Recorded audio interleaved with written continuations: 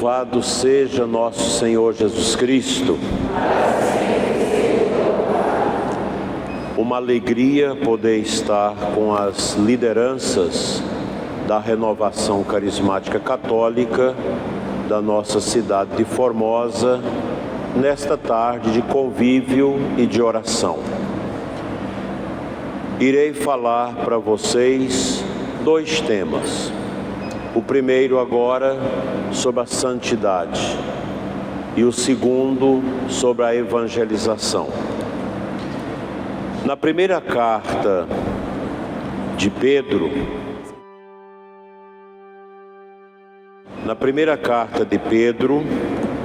capítulo 1, versículo 15,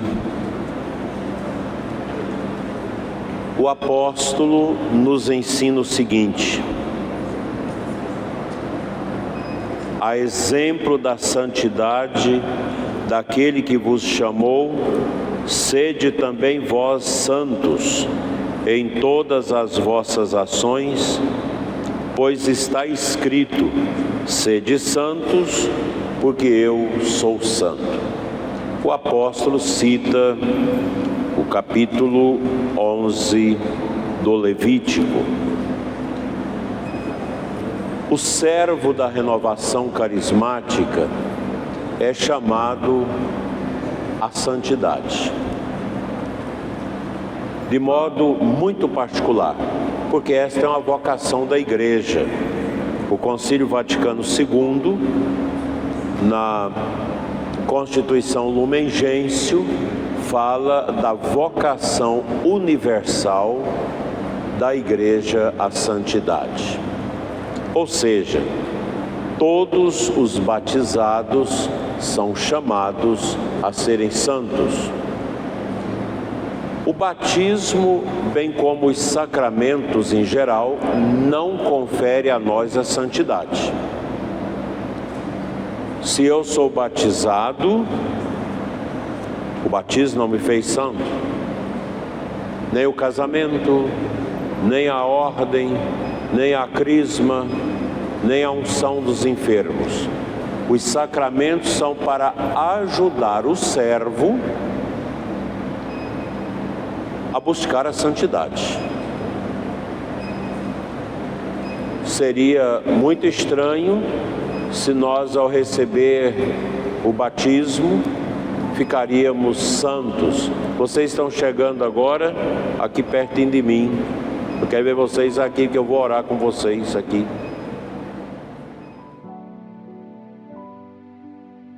Então a santidade, ela é alcançada por um esforço nosso conjugado com a graça de Deus. Aqui vale ressaltar que não é possível você ser santo sem a colaboração do Espírito Santo, da graça de Deus. A graça de Deus é a presença dele em nós. E a presença de Deus, ela se torna intensa em nós pela escuta da palavra, pela vida de oração e pela vivência dos sacramentos. Então esses são os caminhos para que um servo possa atingir a santidade. Na renovação carismática, nós podemos até exigir mais de vocês a santidade, porque a renovação nos insere num fluxo mais aprofundado da oração, na escuta da palavra, na vivência da palavra e dos sacramentos.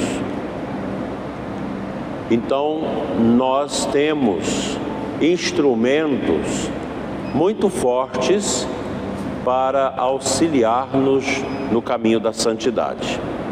Sede santos, porque eu sou santo. Seria um contrassenso enorme um católico que não deseja a santidade, que não queira ser santo. Na Sagrada Escritura, a santidade, ela é equivalente à justiça. O santo é um justo. A Bíblia fala muito pouco de São José, quase nada. Mas numa passagem diz que José, o justo, o santo. Porque quem é justo é santo. Quem é justo sabe dar a Deus aquilo que é de Deus. Deus não precisa do nosso louvor, não precisa da nossa oração, mas Ele quer que nós o louvemos e quer que nós oremos. É da vontade dEle. E quando eu oro, quando eu busco, quando eu adoro, o Espírito de Deus, Ele ora em nós, Ele faz a sua transformação em nós num movimento permanente, porque é o Espírito de Deus que impulsiona a igreja. Nós estamos vivendo o tempo do Espírito. A renovação carismática, ela nasce como um elemento profético no século passado, dentro desta compreensão que nós estamos sob a autoridade do Espírito. A autoridade do Pai foi na criação, a autoridade do Filho foi na redenção e no sacrifício da cruz, e a autoridade do Espírito Santo é na nossa santidade. O Espírito é que nos dá a santidade. É Ele que sopra no nosso coração o desejo de santidade. Então, mais do que mirabolantes façanhas místicas ou heroísmo, a santidade consiste numa correspondência de amor. Santidade vem desse enamoramento de Deus. Na renovação carismática católica, nós experimentamos esse tempo pneumatológico, tempo do Espírito Santo, tempo da nossa santificação, tempo do nosso querer amar a Deus. Então, a busca da santidade do servo trata-se de descobrir a presença de Deus em tudo, dando-lhe glória por meio das mais corriqueiras realidades do dia a dia. Hoje eu conversava com uma freira ainda jovem, muito ativa, que está com a doença degenerativa, sem cura. Então não tem, as juntas não vão funcionar em pouco tempo. E eu perguntava a ela se ela estava preparada para isso. Ela disse sim. A mulher de fé, toda a sua juventude, toda a sua energia vai ser diminuída por causa da doença, que vai até levar ao fim. Qual que é o chamado que Deus faz a ela? A santidade. Se santificar na doença. Uma outra amiga minha me ligava ontem à noite pedindo oração, porque o pai está com Alzheimer, dando muito trabalho. O que Deus quer dela? E eu falei isso para ela: Deus quer você se santificando, cuidando do seu pai, lavando o seu pai. Não é fácil para uma filha ter que dar banho no pai, ter que cuidar, mas Deus dá a força e a pessoa logo entende o que é isso. O que é que os santos fazem para chegar à santidade?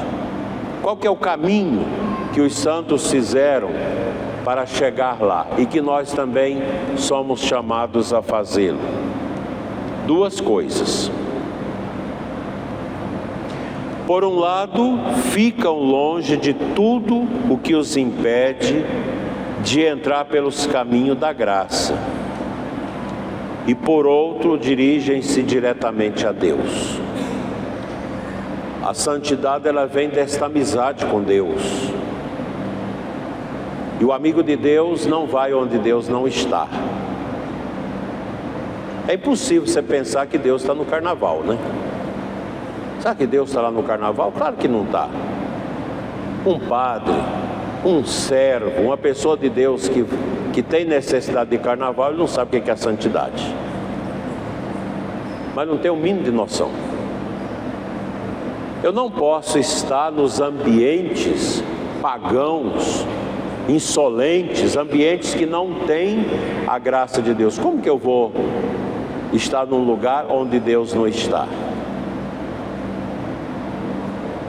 Eu lembro de um amigo meu que a maçonaria o chamou para ser maçom. Como ele já conhece, ele perguntou: a minha mulher pode participar das sessões? Não. Foi então, onde a minha mulher não pode ir, eu também não vou. Onde não cabe a minha esposa, não me cabe. É a santidade matrimonial. Uma pessoa casada, um homem casado, ele não pode ir a lugar que a mulher não vá.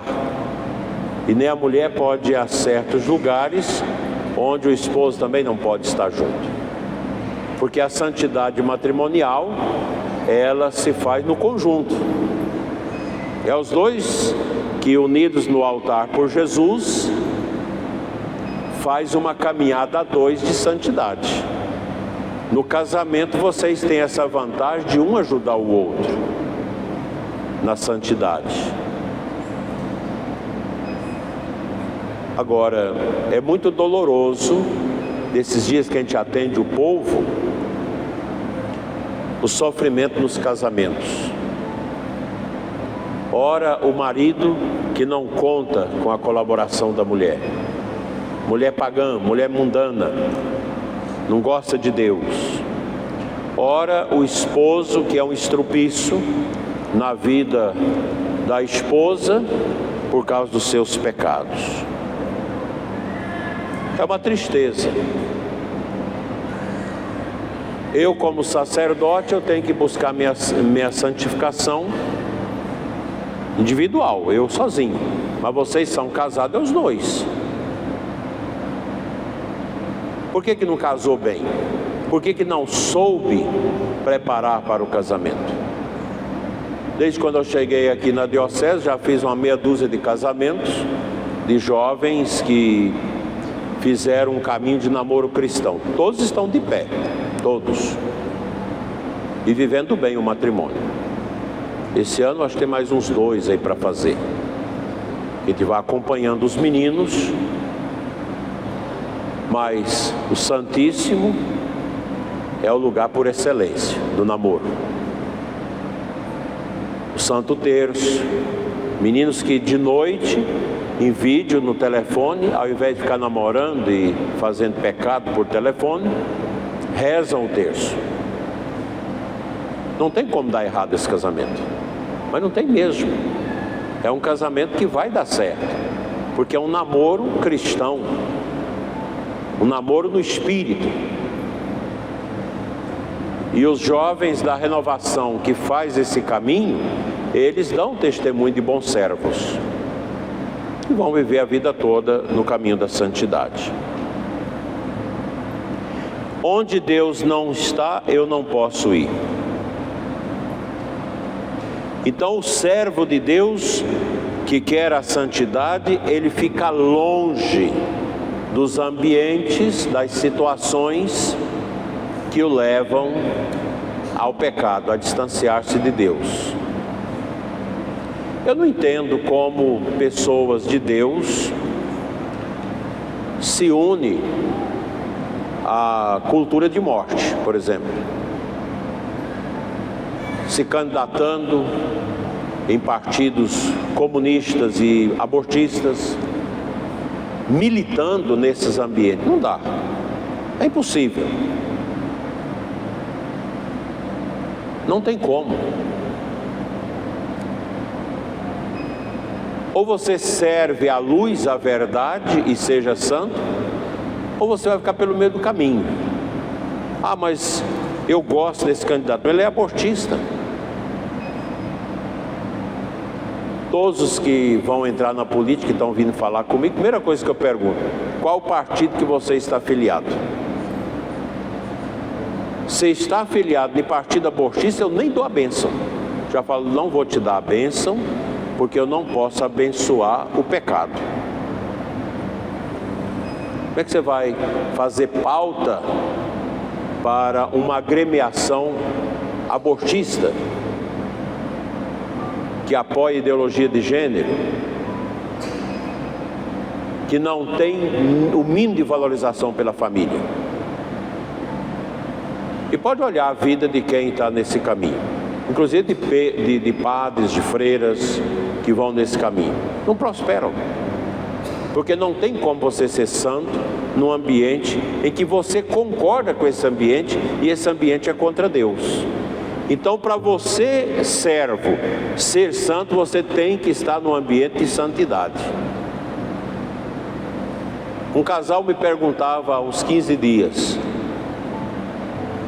todas as reuniões de família que é feito nas nossas famílias é para bebedeira, para o pecado, para as besteiras, para as piadas pornográficas, uma coisa imunda, tanto na família dela como na minha. Eu falei, não vá, deixa para ir nos velórios, que eu acho que no velório pelo menos não vai ter bebedeira, não é possível lá junto do caixão, que lá na cozinha tem. Se for velado na casa, lá nos fundos tem lá a pinga, mas pelo menos ali no velório não é possível que vai ter bebedeira, piada pornográfica, imundície. Às vezes, gente, a nossa família, ela torna-se um ambiente diabólico na nossa vida. Eles têm que afastar. Não tem como. Você não pode, como servo de Deus, viver situações que afugentam a graça de Deus. Por exemplo, um filme pornográfico. Como é que você vai ver um filme pornográfico? Como que você vai ler um livro pornográfico e continuar na graça? Não tem jeito. Como você vai continuar na graça se você está embriagando, fazendo mal, falando mal da vida dos outros? Não tem como.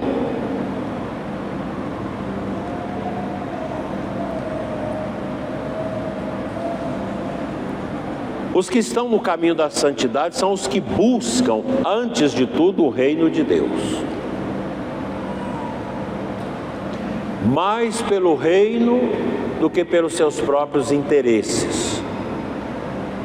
O servo de Deus é assim. Ele é um servidor, ele busca o reino, foge das trevas.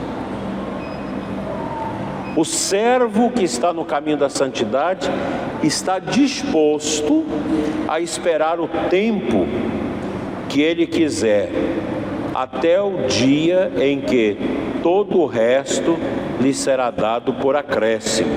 Mateus 6:33.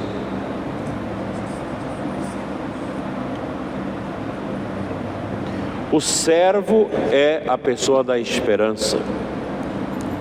Espera, com confiança. Os santos, meus irmãos, portanto, não tratam de fazer coisas especialmente santas, como ferozes penitência, passar noites inteiras ajoelhados, milagres, profecias, êxtases na oração. Tratam de fazer tudo de um modo especialmente santo, exatamente do modo como Deus quer que o façam. Uma penitência exagerada pode às vezes ser expressão de farisaísmo. Ah, porque eu fiz essa penitência, os outros não fazem. Primeiro, penitência, jejum, essas coisas, te faz em silêncio, ninguém precisa ficar sabendo o que te faz. Deus quer que nós façamos as coisas dentro da normalidade. Você passar um dia todo orando não significa que foi mais importante do que você passar uma hora só. Porque às vezes você passou o dia todo orando, mas pensando mal, visitando o celular, disperso. E às vezes numa hora só de muita intensa oração, de escuta, valeu mais do que todo aquele dia de orações mal feitas. Para os santos, a única coisa que importa é a vontade do Pai, vontade de Deus.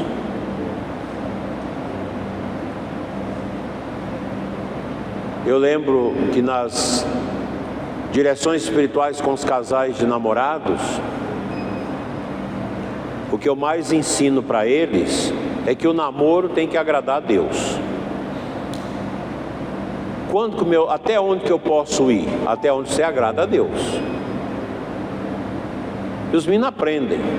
Então se contém, evita de exageros, evita os beijos pornoeróticos, evita uma porção de coisa, vive um namoro puro, um namoro que agrada a Deus. Também no casamento de vocês, no matrimônio, o casal precisa fazer tudo para agradar a Deus.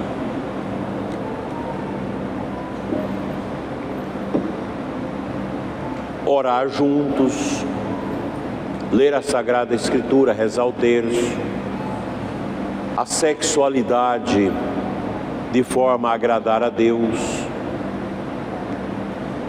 tirar tudo que é do mundo de dentro do casamento. Casamento mundano não funciona.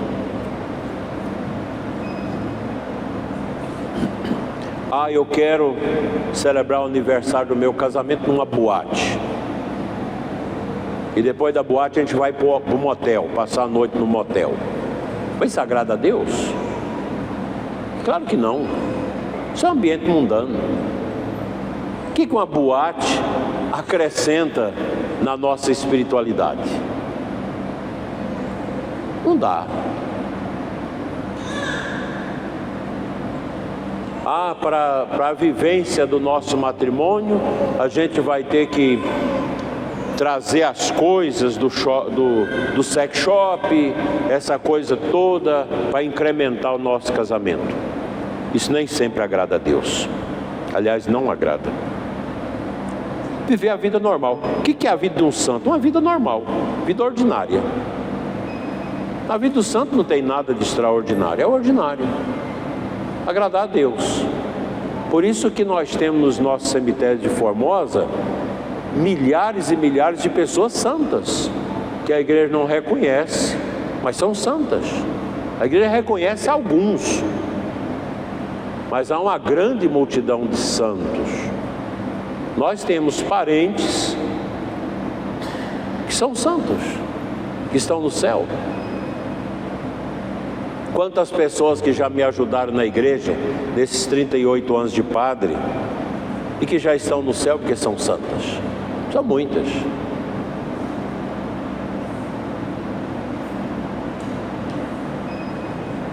O servo que busca a santidade sabe que, cumprindo a imitação a nosso Senhor, manifestando a caridade e sendo fiéis ao que de melhor em si recebe de Deus, vão alcançar a santidade.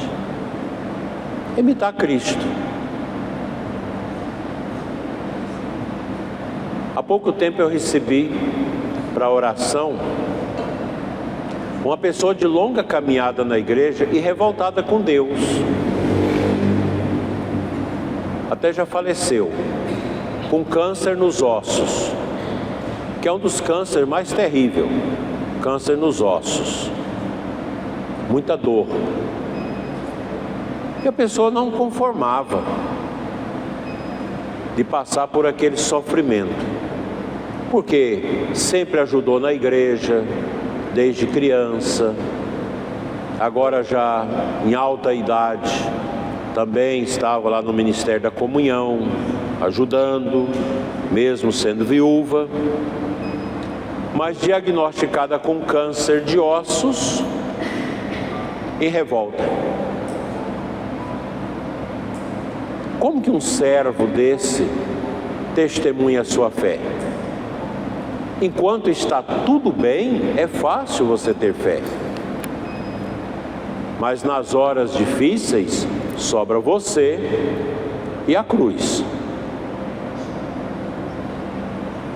Aí você me pergunta: o senhor está preparado para enfrentar isso? Estou. Hoje eu estou preparado. Se amanhã o médico disser você está com câncer terminal, eu vou louvar a Deus e vou me preparar. Não tem mais desapegos. Eu não tenho mais dó de quem vem conversar comigo nesses grandes sofrimentos. Porque quando você tem dó, você não ajuda a pessoa. Eu tenho amor. Fui orando com aquela mulher e botei o crucifixo à sua frente. E nós fomos orando, pedindo o Espírito Santo, o batismo no Espírito Santo, até que ela se abriu e disse para Jesus: eu aceito. Enquanto ela não aceitou, ela não teve a visão boa para a santidade. Tem que aceitar. Sagrada Escritura, agora não me lembro as passagens, aceitai tudo que te acontecer. Aceite tudo. A santidade, meus irmãos, como tudo na vida, deve ser encarada como um ponto de vista de Deus, não do ponto de vista do homem. Humanamente falando, ninguém dá conta de ser santo. É com a graça de Deus. E a vida santa é uma vida esquisita para o mundo. O mundo acha esquisito. É muito esquisito ser santo. Para esse mundo aí é. Porque o mundão não é pequeno. E às vezes você que é mãe, que é pai, tem filhos que te afrontam. Questiona porque você está na igreja. Teus parentes mundanos. Ah, por que você não vem na nossa festa de Natal? Você não vai, porque primeiro aquelas músicas escandalosas, cachaçada até todo mundo rolar no chão. Como é que você vai num negócio desse? Não tem como. Como você vai viver a sua santidade? Não dá.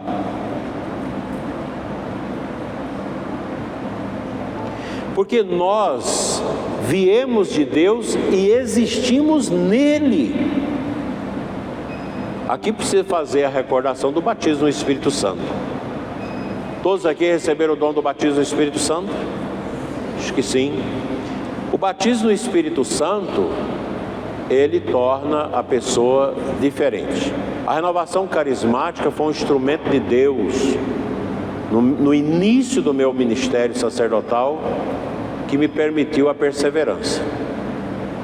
Quando eu fiz a experiência do batismo no Espírito Santo, eu sei que muitas pessoas que nos assistem, sacerdotes, religiosos, bispos, não acreditam nisso. Eu dou razão para vocês não acreditarem, porque só quem experimenta acredita, e só vai experimentar quem abre. Quem não se abre vai ficar aí com a sua religião racional, vai ficar com aquele catolicismo duro, estranho, sem alegria. Quando eu fiz a experiência do batismo no Espírito Santo, tudo clareou para mim. A maneira de pregar, a maneira de ser, a maneira de celebrar, a maneira de acolher as pessoas, de rezar com as pessoas. É diferente, gente. Mas é muito diferente. Agora, quem é batizado no Espírito Santo sofre. Porque você não gosta das coisas do mundo. Eu lembro que eu quebrei tanto disco, joguei tanta fita cassete fora na época que eu fiz a experiência, que eram coisas que não ajudavam. Aí alguém dá para os seus irmãos, eu falei, não quero dar para os meus irmãos aquilo que não ajuda a ser santo. Joguei tudo fora. Só que quem vive ou tenta viver o batismo no Espírito Santo, é uma alma inquieta. Outro dia eu fui pregar retiro para os padres lá no Mato Grosso, uns 15 dias. Aí me levaram para almoçar num restaurante lá em Cuiabá. Aí tinha um casal que foi lá me conhecer, um casal de médicos, um problema. Orei com eles na mesa do restaurante, orando ali, peguei na mão dos dois, orando, fiz a renovação ali. Aí logo veio um senhor, um advogado com a criança. O senhor é padre? Falei, graças a Deus. Eu vi o senhor orando. Ora pelo meu filho, um filho com leucemia no braço do pai. E eu orando, e eu penso que aquele menino foi curado por Padre Pio naquele momento. Aí chega uma mulher desesperada. Eu preciso me confessar. Eu entrei debaixo da escada lá do refeitório do restaurante, atendi a confissão da mulher. É assim. Quem ora, quem tem o gosto de orar pelas pessoas, não é você que vai atrás das pessoas para orar com elas, elas vêm atrás de você. Quem tem dom de cura, quem trabalha no ministério de cura, você não precisa de fazer propaganda. Eu tenho o dom de cura. Quem atesta que tem o dom de cura é a comunidade. As pessoas começam a ir na pessoa que tem o dom de cura. Aqui eu me lembro de uma pessoa que eu amo muito, que é a Dona Rosa, lá de Mara Rosa. Ela tem o dom de cura. Está velhinha. Ana Rosa. Você passa na porta da casa dela 3h30 da manhã, a luz está acesa, ela está orando. E durante o dia, sempre tem pessoas ali para buscar aconselhamento e oração. Ela nunca fez propaganda disso. Mas o Espírito Santo põe no coração da pessoa a busca. E você acha a pessoa.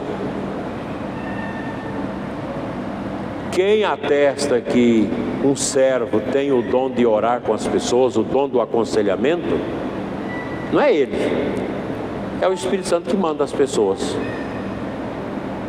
Outro dia mesmo uma pessoa me dizia, eu não sei o que está acontecendo, é tanta gente que vem me pedir oração. Eu falei, continua, porque ela tem o dom, e as almas buscam onde elas querem ter o dom, onde elas precisam do dom. Isso é santidade. A nossa santidade também deve vir de Deus e existir para Ele. Os santos não tiveram vaidade, e muitos morreram pensando que eram terríveis pecadores. A igreja reconheceu a santidade deles. Padre Pio nunca imaginava que era santo, nunca. Mas Padre Pio, basta ler as coisas dele. Ele achava que era uma pessoa extremamente complicada, bruto.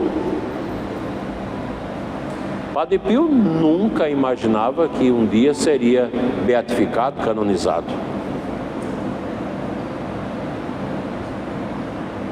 Cremos que a finalidade do homem, da vida, da criação, é a glória do Senhor. Santo Irineu fala disso. Deus nos quer elevar ao nível da sua glória, porque a finalidade nossa sobre a terra como servos é dar glórias a Deus. Concordam? Dar glórias a Deus. Eu tenho um costume, já há muitos anos, mais de 35 anos, eu acordo à noite e já rezo o Salmo 22. Eu já sei de cor. Entro no carro, já rezo o Salmo 22. É uma maneira de dar glória a Deus. Temos que dar glórias a Ele. Mas o que isso significa para nós servos? O que é glória, afinal? Santo Agostinho diz que a glória é um claro conhecimento unido ao louvor. O conhecimento de Deus unido ao louvor. Como o louvor é importante. Outro dia me pediram para fazer uma palestra sobre fé e conversão, que é um tema do querigma. E eu falei, aonde eu tenho isso? Eu lembrei de um livro que eu comprei para formação de evangelizadores em 1988, amarelo, velho livro lá. Que beleza, que material bonito. As coisas boas da renovação não envelhecem. O que atrapalha a renovação é o mundo, é querer novidades para a renovação. A renovação começou a chafurdar, a morrer, a diminuir, quando ela começou a buscar as coisas, as novidades. Não precisa. Grupo de oração é louvor. Só isso, louvor. Ah, mas eu estou cansado de louvar, então você não pode ir para o céu. Porque o céu é o louvor eterno. Louvor. Qual que é a beleza de um grupo de oração? Louvar. Louvar, adorar, escutar o Senhor. Clamar a Deus. Essas coisas. Tem gente que cansa do estilo, às vezes, mas ele vai para uma coisa mais profunda. O grupo de oração é um grupo de louvor. Tem aquele livro, não sei se é do Padre de Grandes, O Louvor Liberta. Livro clássico, de mais de 30 anos atrás. O Louvor Liberta. É uma oração muito forte, a oração de louvor. O que eu ensinei para a mulher que não aceitava o câncer? Louvar. Louva a Deus. Não dou conta, louva, agradeça a Deus pelo câncer, agradeça. Quando ela conseguiu agradecer, Senhor, eu te agradeço por essa doença, porque ela vai me fazer melhor, ela se libertou. Aí você vai preparar bem para morrer, e a sua morte vai ser um louvor. Lembra daquela freira argentina que morreu sorrindo? Impressionante aquilo. Uma freira muito boa, muito santa, muito carismática, muito do louvor, um câncer terrível, terminal lá na UTI, mas sempre sorrindo e evangelizando. Evangelizava as enfermeiras tudo, os médicos, todo mundo ficava impressionado. Evangelizando na hora da morte. E aí a irmã que estava com ela saiu para ir no banheiro, quando voltou, ela tinha morrido e guardou um sorriso, foi sepultada com um sorriso, alegria, louvor. Não há coisa mais triste do que um santo triste. O santo, a santidade deve trazer para nós sempre a alegria. Papa Bento escreveu uma carta sobre a alegria cristã. A nossa alegria não é a do mundo. Por que nós não precisamos das coisas do mundo? Porque nós aprendemos a alegrar no Senhor. Alegrai-vos sempre no Senhor, repito, alegrai-vos. A alegria do cristão não é da carne, é do Espírito. É uma alegria que não termina, gente. O servo, ele traz em si uma alegria que é sinal de eternidade. As pessoas mundanas não conservam alegria. Deixa eu explicar por que não conserva. Porque a alegria da carne é passageira. Ah, eu vou a uma pescaria. É pecado pescar? Não. Aí você marca a pescaria para daqui 3 meses.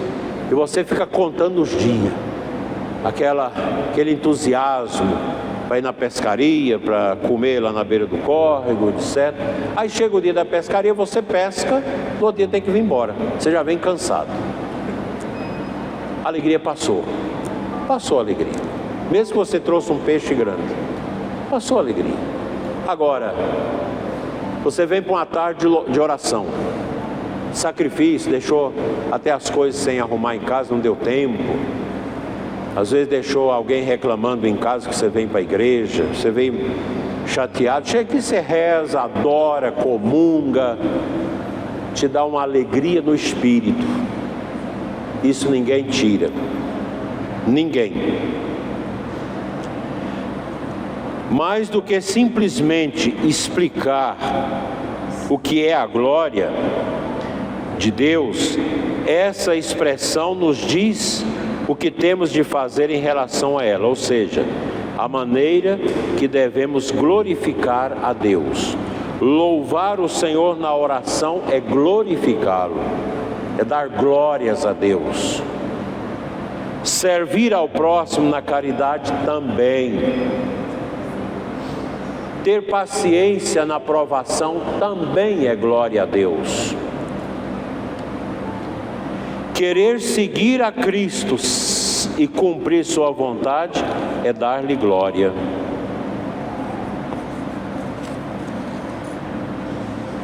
Cristo nosso Senhor, que é a santidade em pessoa, mostrou-nos como deu glória ao Pai durante a sua vida terrena. Em João 17:4, Jesus diz: eu glorifiquei-te na terra, consumando a obra que me deste a fazer. Que obra é essa? Muito simples, a vontade do Pai. Qual é a obra do servo? A vontade do Pai. Se você sente que precisa lá no seu bairro visitar alguém e anunciar o querigma, faça, é a vontade de Deus. Se você acorda de noite e Deus toca no seu coração, reza pela sua esposa, ela está muito nervosa, ela está tirando a sua paz, estenda a mão e ora, fazendo a vontade de Deus. É claro que isso implica fazer muitas coisas específicas, como pregar o Evangelho, realizar curas e milagres, dar solidez à igreja, sofrer a paixão de Cristo, mas todas se resumem no cumprimento fiel da vontade do Pai. Cumprir a vontade do Pai. A igreja nos prepara sem a gente saber para a nossa morte. Todo dia. Uma missa é uma preparação para a morte. Grupo de oração também. A leitura bíblica, os sacramentos. Tudo converge para a morte santa. Porque o servo que busca a santidade precisa ter consciência de pedir a morte santa todo dia. Todo dia. Quem segue a minha oração da noite, aqueles 10 minutinhos ali de oração da noite, a gente termina sempre pedindo a morte santa para todos nós. É a última oração. Senhor, conceda-nos a morte santa, porque nós queremos ser santos. Quando próximo do fim, o que Jesus disse em João 19:30? Consumatum est. O que é isso? Tudo está consumado. Está aqui a cruz. Esse crucifixo é muito real. Tudo está consumado. Ele não estava querendo dizer que a sua vida chegava ao fim, mas que a sua obra encomendada pelo Pai, a tarefa de cumprir em tudo a divina vontade, estava agora perfeitamente concluída e já não restava mais nada a fazer. Quando nosso Senhor dá o seu suspiro na cruz e consuma a sua obra, pronto, realizou a vontade do Pai. Uma mulher que sepultava o esposo, ela me dizia à beira do caixão: terminei a minha missão de casada. Já idosa, isso mesmo. O marido foi muito difícil, mas depois se converteu. E ela nunca foi de falar de Deus para ele por causa da ignorância, mas ela pedia as pessoas de fora para falar. Ela pediu os vicentinos: vai lá em casa rezar o terço com meu marido, vai lá o grupo de oração, anuncia o querigma para ele, porque ela era uma mulher de oração. marido ignorante. Água mole em pedra dura, tanto bate até que fura. Guta cava, tecido lapide onde. Vai falando, vai indo. Às vezes a gente atende os pais desesperados com os filhos que eram tudo na igreja. Coroinha, catequese, primeira comunhão, crisma, grupo de jovem. Entrou para a faculdade ou para outras situações, perdeu a fé. Não se preocupe. Mês passado, eu atendi um homossexual, já com uma certa idade, e ele me pedia: bispo, me ajude, porque eu cheguei à conclusão que eu perdi minha vida para trás. Eu quero recuperar minha vida. Então fez o caminho da oração, da renúncia ao pecado, da confissão, da volta à comunhão. Pensa num homem que está feliz. E ele sofreu muito, porque todo o seu ciclo de amizade ficou contra ele, que são os militantes LGBT, que não gosta de Deus, não gosta da igreja, confunde as coisas.